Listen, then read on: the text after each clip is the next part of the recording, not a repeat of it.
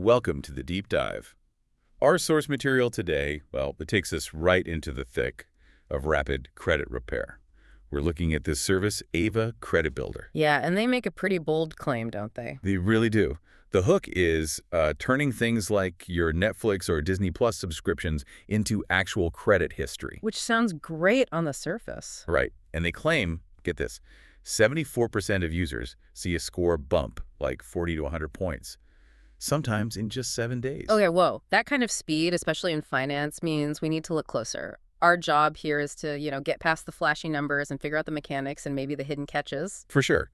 So let's unpack their main strategy. It revolves around this credit builder card they offer. It comes with this large stated credit limit, a CL of $2,500. Yeah, but that $2,500, it's basically decorative. It's there mostly to game one specific metric. How so? Your actual spending, what you can really put on the card, is capped at just $25 a month and only on certain approved subscriptions. Okay. So it's not like a real credit card limit. Not at all. The whole point is the ratio. By showing a huge $2,500 limit but only letting you use $25, your credit utilization looks incredibly low. Fantastic on paper. And utilization is a big factor in credit scores, right? It's how much you owe compared to your total available credit. Exactly. Scoring models love low utilization, usually under 10%. This system pushes it way lower, like maybe 1% or 2%. That's the lever they pull for that super fast score boost. And they charge for this mechanism? Yep. It's $6 a month, so $72 a year. You're paying for them to perform these. Well, the source called them financial gymnastics. So you pay $72 a year for a card with almost no real spending power just to get that low utilization ratio reported. Does the credit model eventually figure out this limit isn't real? Does the benefit fade? That's a really good question, and it ties into why speed is so critical for them. They need that impact fast. Right, the reporting speed. This thing is engineered for speed. Ava reports to all three credit bureaus, Experian, Equifax, TransUnion within 48 hours after your payment clears. 48 hours. That is fast. Most builders take longer. Genuinely faster, yeah. That's a big part of why the scores can jump so quickly. Okay, but here's where I see a potential problem. That speed cuts both ways, doesn't it? Especially with payments. Absolutely. The payments are set up on auto pay, and they draft just 7 days after you use the card. That's a tight turnaround. Very tight. So what happens if that auto pay fails? Maybe a glitch, or funds aren't there for a day? And according to the complaints we looked at, these glitches, they seem to happen more than you'd hope. If that payment fails, Ava reports the missed payment just as fast within that 48-hour window. Oh, wow. So before you even realized there was an issue with the auto pay? Exactly. Your score could tank, maybe drop 80 points almost immediately because of that super fast negative reporting. Yikes.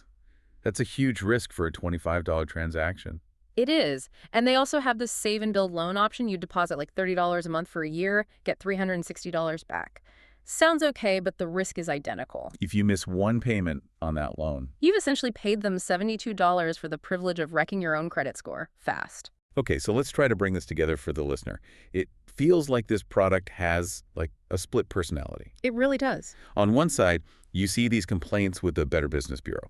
People talking about auto pay randomly stopping, getting charged even after they canceled, getting hit with negative marks for tiny balances they didn't even know about, and customer service being email only and slow. Right. But then you flip over to Trustpilot and you see thousands of reviews, averaging like 4.8 stars, glowing reviews. So how do you square that? It seems like if you are incredibly organized, if your income is stable, if you never miss that 7-day window, and crucially, if all you need is just those initial credit lines reported fast, it works. Brilliantly even. But if you're not that person, if maybe your income fluctuates or you hit a technical snag, then it can quickly become a nightmare, a fast track to damaging your credit, not building it. So for you listening, the core question is paying $72 a year worth navigating this tightrope? The consensus from the source material seems to be probably only if you have absolutely zero credit history and you need those first few trade lines on your report, like yesterday. For everyone else. A standard secured credit card from an actual bank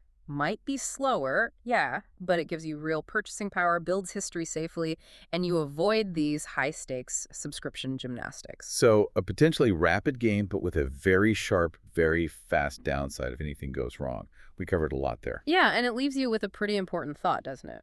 When a financial product is built primarily for speed, for reporting velocity above all else, What happens to user safety? What are the ethics when inevitably things like payment glitches or simple human errors occur?